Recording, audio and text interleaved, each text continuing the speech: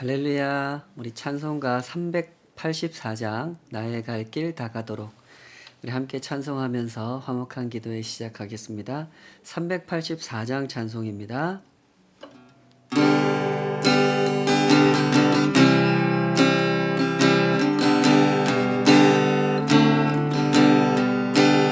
나의 갈 길 다가도록 예수 인도하시니 내 주 안에 있는 그를 어찌 의심하리요. 믿음으로 사는 자는 하늘 위로 받겠네. 무슨 일을 만나든지 만사형통하리라. 무슨 일을 만나든지 만사형통하리라. 나의 갈 길 다가도록 예수 인도하시니 어려운 일 당한 때도 족하는 해주시네. 나는 심히 고단하고 영혼 매우 가라나. 나의 앞에 반석에서 샘물 나게 하시네. 나의 앞에 반석에서 샘물 나게 하시네. 나의 갈 길 다가도록 예수 인도하시니 그의 사랑 어찌 큰지 말로 할 수 없도다. 성령 감화 받은 영혼 하늘 날아갈 때에 영영 부를 나의 찬송 예수 인도하셨네. 영영 부를 나의 찬송 예수 인도하셨네.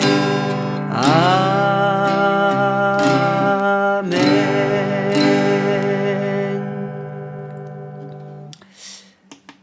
아멘. 우리 주님을 영원히 찬양하기 원합니다.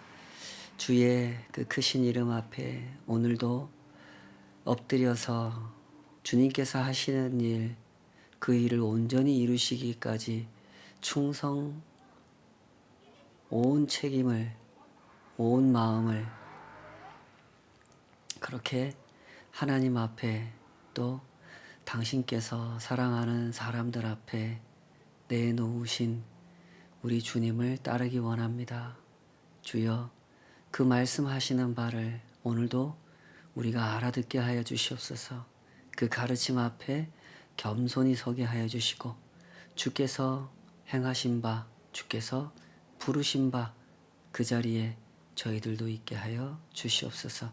주님과 함께 동행하며 주께서 이루신 일들, 그 거룩한 구원의 순례길에 저희들이 함께 서 있기를 언제나 사모하오며 예수님의 이름으로 기도하옵나이다. 아멘.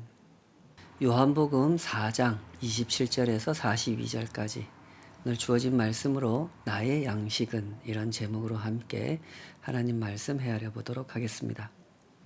오늘 본문은 이 수가성의 한 여인을 만나 주신 예수님께서 이 여인을 하나님의 나라로 인도하실 뿐만 아니라 그 여인의 말을 듣고 예수님 앞으로 나아온 그 동네 사람들까지도 하나님의 나라로 인도해 주신 그런 내용을 담고 있습니다.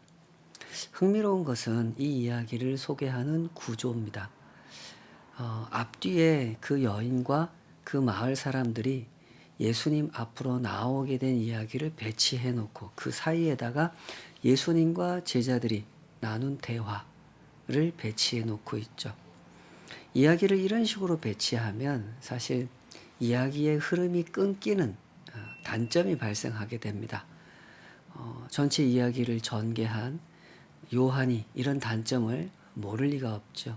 그러나 그럼에도 불구하고 굳이 이런 방식으로 이야기를 전개하는 이유가 있는 거죠.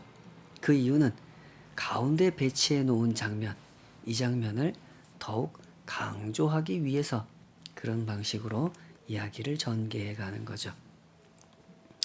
말씀드린 대로 이야기는 앞, 뒤에 그리고 가운데 이렇게 이야기를 배치해 놓고 있는데 27절부터 30절 그리고 39절부터 42절 이 대목이 이제 예수님 앞으로 나온 이 여인의 증언을 듣고 나온 사마리아 수가성의 동네 사람들 이들이 예수님 말씀을 듣게 되는 장면 그리고 예수님을 믿게 되는 장면을 소개하고 있죠. 그리고 그 사이에다가 31절부터 38절까지 예수님과 제자들이 나눈 대화, 그 대화의 핵심 내용이 무엇이었습니까? 예수님의 존재, 나의 존재는 하나님의 뜻을 온전히 수행함에 있다. 너희들도 제자들도 그 일에 참여하도록 부르심을 받은 자들이다 하는 것이 이 대화의 핵심 내용이었습니다. 요한은 이런 방식으로 이야기를 들려줍니다. 예수님께서 사마리아 수가성에 살던 한 여인을 만나신 이 사건은 우연히 발생한 사건이 아니라 하나님과 예수님의 특별한 계획 속에서 진행됐고 성취된 사건이라는 사실을 알려주고 있죠. 때문에 본문을 통해 요한이 묘사해 주는 장면들 역시 이런 강조점을 분명하게 드러냅니다. 4장 27절 이렇게 시작했죠. 이때에 제자들이 돌아와서 예수께서 여자와 말씀하시는 것을 이상히 여겼으나 무엇을 구하시나이까 어찌하여 그와 말씀하시나이까 묻는 자가 없더라 이랬습니다. 제자들도 느꼈던 겁니다. 감히 이 상황에 우리가 끼어들어서는 안 된다 이런 분위기를 느꼈던 거죠. 그때는 그런 시절이었단 말이죠. 유대인인 예수님과 사마리아 사람인 이 여인이 우물가에서 대화를 나눈다. 이것은 그 당시 제자들의 눈으로 볼 때 아주 이상하게 보이는 시대였습니다. 그러니 분명 누구라도 예수님한테 물을 만한 상황이었단 말이죠. 예수님 뭐 필요한 거라도 있으십니까? 그런 거 있으시면 우리한테 말씀하셔야죠. 왜 이 여인하고 얘기를 나누십니까? 라고 이야기할 만한 상황이었단 말이죠. 그러나 아무도 그 말을 입 밖으로 꺼내지 못했습니다. 예수님과 여인이 이제까지 무슨 이야기를 어떻게 나누셨는지는 모르겠지만 분명히 그 가운데 느껴지는 분위기가 너무 거룩했단 말이죠. 제자들은 몰랐지만 독자들은 알고 있죠. 여인과 예수님께서 이 목마름이라는 주제로 이제까지 쭉 대화를 주고받고 여기까지 오셨다는 사실을 압니다. 사람이 진정으로 느껴야 하는 목마름은 하나님에 대한 목마름이며 그 목마름은 하나님께서 보내신 분 그리스도 메시아 우리 예수님을 통해서만 채워질 수 있다는 사실 그 이야기를 서로 주고받고 있었죠. 때문에 분위기가 그토록 거룩했던 겁니다. 그리고 그 다음 장면은 이렇게 전개되죠. 28절 여자가 물동이를 버려두고 동네로 들어가서 사람들에게 이르되 요한이 굳이 이 장면을 묘사하는 데에는 그만한 이유가 있습니다. 여인의 그 물동이는 여인이 버려두고 마을로 들어간 그 물동이는 그 여인이 예수님을 만나기 전까지 느끼고 있던 목마름, 예수님을 만나기 전까지 그 목마름을 해결하던 방식을 상징하는 거죠. 그러므로 이제 예수님을 만난 후 물동이를 버려두고 동네로 들어갔다라고 묘사한 이 장면은 여인의 변화를 보여주는 장면입니다. 이 여인은 사람이 느껴야만 하는 진정한 목마름이 무엇인지를 발견하게 된 것입니다. 그리고 그 목마름을 채워주시는 분을 만났죠. 이제 더 이상 야곱의 우물에 집착하지 않습니다. 영생하도록 솟아나는 샘물을 만났기 때문이죠. 요한이 은유적이고 상징적인 언어를 잘 사용한다고 말씀드렸죠. 이 본문에서도 그런 특징은 여실히 드러나고 있습니다. 우리 이 장면을 잘 묵상해 보십시다. 27절에서 제자들이 이상한 상황을 보고도 감히 그 상황에 끼어들 수 없었던 이유. 여인이 물동이를 버려두고 마을로 들어가 예수님을 증언한 이유가 무엇입니까? 하나님께서 하시는 일을 발견했기 때문이죠. 제자들도 이 여인도 바로 그것을 목격하게 된 것이죠. 아직 충분히 이해하고 충분히 깨닫게 된 상황은 아니었지만 제자들도 이 여인도 그것을 목격한 겁니다. 하나님께서 하시는 일. 당신의 백성들을 당신의 품으로 인도하시는 거룩한 역사를 보게 된 거죠.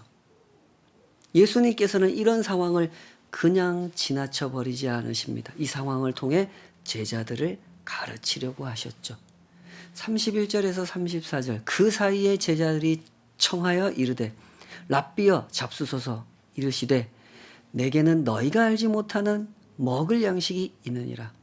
제자들이 서로 말하되 누가 잡수실 것을 갖다 드렸는가 하니 예수께서 이르시되 나의 양식은 나를 보내신 이의 뜻을 행하며 그의 일을 온전히 이루는 이것이니라.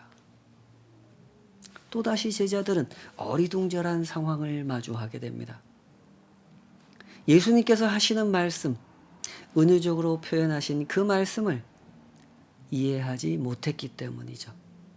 때문에 예수님은 은유적으로 표현하셨던 그 말씀을 직설적으로 풀이해 주십니다. 나의 양식은 나를 보내신 이의 뜻을 행하며 그의 일을 온전히 이루는 이것이니라. 사람에게 양식이란 그 사람의 존재를 가능하게 하는 겁니다. 예수님은 이런 점을 착안해서 이렇게 말씀하신 거죠. 나의 양식은, 즉 나를 나 되게 하는 것, 나를 존재하게 하는 것은 나를 보내신 이의 뜻을 온전히 행하는 것이다 라고 설명해 주신 거죠. 이 장면에서 예수님께서 강조하려고 하시는 것이 무엇인지 충분히 이해하실 수 있을 겁니다. 예수님은 지금 육신의 생명을 위한 양식을 거부하시겠다고 말씀하시는 게 아니죠. 제자들이 양식을 구해온 이 상황을 이용해서 가르침을 주려고 하시는 겁니다. 사람이 먹지 않으면 살 수 없듯이 양식이 있어야만 그 존재를 유지할 수 있듯이 예수님은 하나님의 뜻을 행해야만 그 존재를 유지하실 수 있다 하는 가르침을 주려고 하신 거란 말이죠. 자, 그러면 조금 더 구체적으로 이를 확인해 보도록 하십시다. 예수님께서 당신의 존재, 그 존재의 근거가 된다고 하신 하나님의 일, 하나님의 뜻이란 무엇입니까? 35절에서 38절을 읽고 확인해 보도록 하겠습니다. 너희는 넉 달이 지나야 추수할 때가 이르겠다 하지 아니하였느냐? 그러나 나는 너희에게 이르노니 너희 눈을 들어 밭을 보라. 희어져 추수하게 되었도다. 거두는 자가 이미 삭도 받고 영생에 이르는 열매를 모으나니 이는 뿌리는 자와 거두는 자가 함께 즐거워하게 하려 함이라. 그런즉 한 사람이 심고 다른 사람이 거둔다 하는 말이 옳도다. 내가 너희로 노력하지 아니한 것을 거두려 보내었노니 다른 사람들은 노력하였고 너희는 그들이 노력한 것에 참여하였느니라. 역시나 비유적으로 표현하신 이 짧은 말씀 속에는 구속사 전체가 담겨 있다고 해도 과언이 아니죠. 이 말씀에서 제일 중요한 개념은 추수라는 개념입니다. 너희는 넉 달이 지나야 추수할 때가 이르겠다 하지 아니하였느냐. 그러나 나는 너희에게 이르노니 너희 눈을 들어 밭을 보라. 희어져 추수하게 되었도다 하신 말씀에 보면 추수의 때와 관련하여 두 번의 때가 있다고 말씀하시죠.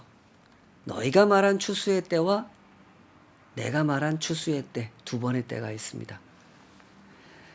여기서 전자는 너희가 말한 추수의 때는 육의 양식을 거두는 추수의 때를 말하는 거고, 후자 예수님께서 말씀하신 추수의 때는 하나님의 뜻, 하나님의 일을 성취하는 추수의 때를 말하는 거죠. 그래서 때가 다른 겁니다.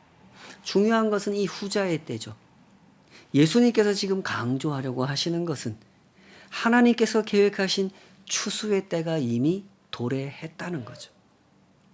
그리고 예수님께서 지금 그 추수를 실행하고 계심을 강조하십니다. 거두는 자가 이미 삭도 받고 영생에 이르는 열매를 모으나니 이는 뿌리는 자와 거두는 자가 함께 즐거워하려 함이라. 즐거워하게 하려 함이라. 여기서 예수님은 구속사의 전체 그림을 보여주고 계십니다. 이 대목에서 이 뿌리는 자와 거두는 자를 언급하고 계시는데요. 문맥상 거두는 자는 예수님과 제자들을 의미하고, 뿌리는 자는 하나님께서 이전에 들어 쓰셨던 선지자들을 의미합니다. 그러므로 이 장면을 이렇게 이해하시기 바랍니다. 예수님께서는 지금 제자들을 가르치셨습니다. 구속사의 전체 그림을 보여주시고 지금 우리가 하고 있는 일이 무엇인지를 보게 하신 거죠. 하나님께서 계획하시고 하나님께서 전개하신 구속사의 전체 그림이 존재하고 예수님과 제자들은 그 그림의 절정에 서 있다고 설명하시는 겁니다. 이런 점이 참 특별한 점이죠. 일반적인 추수와 세상에서 사람들이 사람의 존재를 유지하기 위해서 먹고 마실 것을 거두는 추수와 하나님께서 전개하시는 추수, 영혼을 거두시는 일은 그 일의 차이점은 이 대목에서 두드러지게 나타나는 거죠. 양식을 거두는 일반적인 추수에서는 뿌리는 자와 거두는 자가 동일합니다.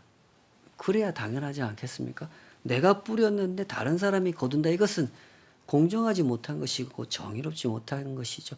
도둑질입니다. 그것은. 그러나 하나님께서 당신의 사람들을 거두어 하나님의 나라로 인도하시는 추수는 그와 다릅니다. 뿌리는 자와 거두는 자가 동일하지 않습니다. 뿌리는 사람이 다르고 거두는 사람이 다릅니다. 그러나 이 둘이 함께 기뻐합니다. 왜 내가 뿌렸는데 네가 거두냐 하고 슬퍼하지 않죠. 함께 기뻐합니다. 왜 함께 기뻐합니까? 이것이 나의 추수가 아닌 하나님의 추수이기 때문에 그렇죠. 예수님께서 지금 제자들에게 가르치려고 하시는 추수와 그 기쁨은 바로 이런 것이죠. 하나님의 추수에 참여함으로써 하나님의 기쁨에 동참하여 그 기쁨을 함께 누리려고 하는 것입니다. 때문에 이 본문을 대하는 우리도 마땅히 생각해야 하는 것이 있죠. 과연 우리는 이 기쁨에 참여하는 사람이 되었는가 하는 점을 생각해 봐야 되겠습니다. 어떠십니까? 이 기쁨이 무엇인지 아시고 이 기쁨에 참여하고 계십니까? 이 기쁨을 보다 자세히 이해하기 위하여 구약 성경에서 두 구절을 확인해 보도록 하십시다. 이사야 27장 12절입니다. 너희 이스라엘 자손들아, 그날에 여호와께서 창일하는 하수에서부터 애굽 시내에까지 과실을 떠는 것 같이 너희를 하나하나 모으시리라. 요엘서, 얼마 전에 살펴봤던 본문인데요. 요엘서 4장 13절, 너희는 낫을 쓰라. 곡식이 이것도다. 와서 밟을지어다. 포도주 틀이 가득히 차고 포도주 독이 넘치니 그들의 악이 크미로다. 이 두 구절에서도 추수가 언급되고 있죠. 이 구절들이 속해 있는 맥락을 고려해 보면 여기서 추수라고 하는 그림은 종말적 이상을 표현하는 하나의 비유라는 것을 알 수가 있습니다. 하나님께서 예비하신 역사의 종말이 되면 그때는 모든 사람을 하나님 앞으로 모으실 것이다 라는 말씀을 이렇게 비유적으로 추수라는 비유로 들려주고 계시는 거죠. 물론 모든 사람이 하나님 앞으로 모일 때 모두가 다 같은 모습으로 모이는 것은 아닙니다. 구원받을 사람과 심판받을 사람이 구분된 상태로 모이게 되는 거죠. 때문에 우리가 항상 주의를 기울여야 하는, 주의 깊게 다루어야 하는 주제가 이 종말입니다. 성경에서 설명하는 종말은 사람의 뜻대로 맞이하게 되는 심판의 날이거나 구원의 날이 아닙니다. 하나님께서 하나님의 뜻대로 예비하신 심판의 날이요, 구원의 날인 것이죠. 하나님께서 하나님의 뜻대로 그날을 예비하셨다는 말은 무슨 뜻이겠습니까? 그날은 하나님의 기준에 의하여 모든 것이 판단을 받게 된다는 뜻이죠. 하나님께서 주신 기준이란 하나님께서 주신 복음 안에 들어가 있습니다. 그것이 바로 예수님이고 십자가고 부활이고 사랑이고 정의죠. 사람들 입맛대로 변질시켜 놓은 사랑과 정의가 아닌 하나님께서 하나님의 기준에 합당하게 제시하신 사랑이고 정의를 말하는 것입니다. 여기서 이 여인, 사마리아 수가성에 살던 이 여인을 만나신 이 장면에 다시 이 말씀을 적용하자면 이런 얘기인 거죠. 사람의 욕망대로 느끼던 목마름, 그 목마름을 해결하기 위해 사람의 방법대로 추구하던 모든 일들, 그것들이 다 하나님의 심판대 앞에 서게 될 것이라는 얘기입니다. 그것들이 추구하던 것이 얼마나 허무한 것이었는지, 얼마나 무익한 것이었는지를 확인하게 될 것이고, 그것을 확인하게 된 사람들은 참으로 유익한 목마름, 참으로 의로운 해결을 만나게 될 것이라는 얘기죠. 그러므로 이 말씀을 주목하도록 하십시다. 4장 36절에서 38절, 거두는 자가 이미 삭도 받았고 영생에 이르는 열매를 모으나니 이는 뿌리는 자와 거두는 자가 함께 즐거워하게 하려 함이라. 그런즉 한 사람이 심고 다른 사람이 거둔다 하는 말이 옳도다. 내가 너희로 노력하지 아니한 것을 거두러 보내었노니 다른 사람들은 노력하였고 너희는 그들이 노력한 것에 참여하였느니라. 오늘 우리가 서 있는 자리를 잘 확인해 보도록 하십시다. 우리는 어디에 서 있습니까? 하나님의 기쁨이 있는 곳에 하나님과 함께 서 있습니까? 아니면 하나님과 상관없이 나의 기쁨을 추구하는 자리에 서 있습니까? 우리가 받은 복음, 그 복음 안에 있는 거룩한 기준을 잘 간직하도록 하십시다. 이 복음은 어느 순간에 갑자기 튀어나온 것이 아닙니다. 오랫동안 계획하셨고 진행하셨고 드디어 하나님의 때에 우리에게 허락된 것입니다. 예수님을 통해 허락된 거죠. 그러므로 이 복음을 받는 사람은 마땅히 복음을 무겁게 받는 사람이어야 합니다. 진지하고 무겁게 신실하게 받는 사람이어야 하죠. 그리할 때 복음의 진면목을 보게 되는 겁니다. 그리고 그 복음을 누리게 되는 것이죠. 그 많은 선지자들이 하나님의 추수를 설명했을 때 그때 그 사람들이 어떻게 들었는지 구약 성경 선지서 말씀들을 잘 기억해 보십시오. 수많은 사람들이 그 말씀을 흘려들었습니다. 왜 흘려들었습니까? 자신들이 생각하는 추수 때문에 그랬죠. 그들은 이 둘을 구분하지 못했습니다. 하나님의 추수와 사람의 추수를 구분하지 못했죠. 아니, 좀 더 정확하게 말하자면 구분하려고 하지도 않았습니다. 그러나 예수님은 다르셨죠. 예수님께서는 분명하게 이 둘을 구분하셨습니다. 사람들의 욕망대로 추구하던 추수를 단호하게 거절하셨죠. 그래서 니고데모는 예수님 말씀을 알아들을 수가 없었던 겁니다. 그는 여전히 땅의 사람들이 추구하는 땅의 추수, 이 땅에 세워질 유대인의 나라를 주목했고 그것을 고집했죠. 그래서 예수님 말씀을 알아들을 수가 없었던 겁니다. 이 땅에 세워질 하나님의 나라와 이 땅에 세워질 유대인의 나라를 구분하지 못한 그는 결코 예수님께서 들려주시는 말씀을 알아들을 수가 없었던 것이죠. 그러나 이 여인, 사마리아 여인은 달랐습니다. 이 여인의 증언에 따라 예수님 앞으로 나온 그 마을 사람들도 달랐습니다. 그들은 자신의 생각을 내려놓고 예수님 말씀을 들었습니다.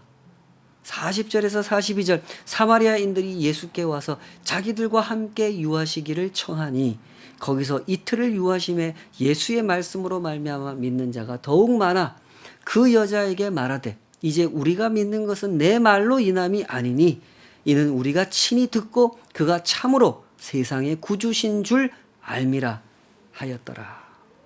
이 점이 다른 점입니다. 유대인들은 내려놓지 못했던 생각을 오히려 사마리아 사람들은 내려놓을 수 있었죠.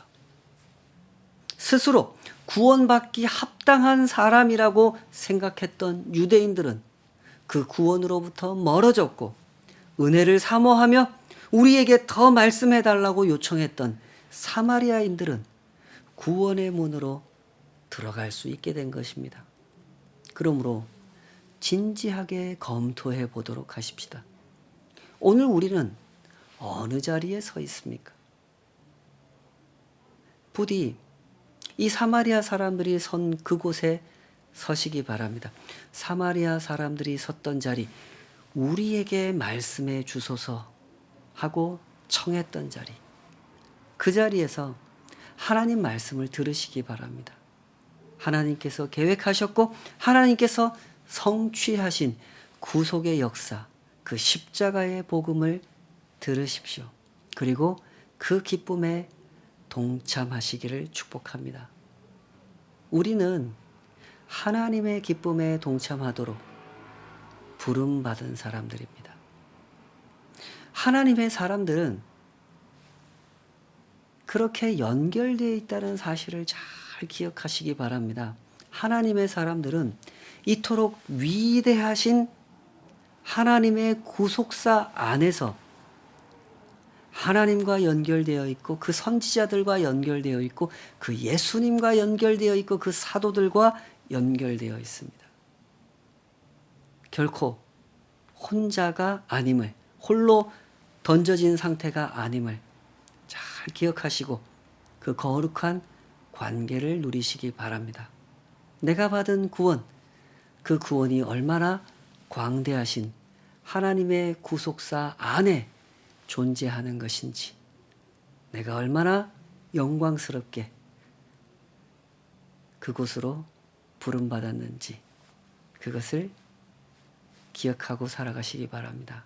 그리하면 넉넉히 이 세상을 이기게 될 것입니다. 우리 같이 기도하십시다. 아버지 하나님, 복음을 알기 원합니다. 구원의 그 광대하신 세계를, 하나님께서 행하신 놀라운 구속사를 알기 원합니다.